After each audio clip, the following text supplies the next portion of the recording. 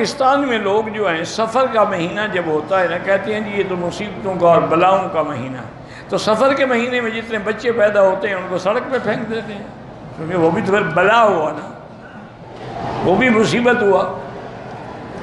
سب جھوٹے عقیدے ہیں، سب مہینے اللہ کے ہیں، نہ کوئی منحوس ہے۔ ہاں برکت والے مہینے ہیں، جیسے رمضان ہے، ذی الحجہ کا مہینہ ہے، لیالی العشر ہے، لیکن کوئی منحوس نہیں ہوتا۔ کسی نے منت مانی ہو کہ میرا یہ کام ہو جائے تو میں یہ خیرات کروں گا، تو کام ہونے کے بعد کرے، پہلے کیوں کرے؟ ویسے منت ماننے سے فائدہ شیدہ کوئی نہیں ہوتا۔ حدیث مبارک میں ہے، حضور نے فرمایا جو تقدیر میں لکھا ہے وہی ہوگا۔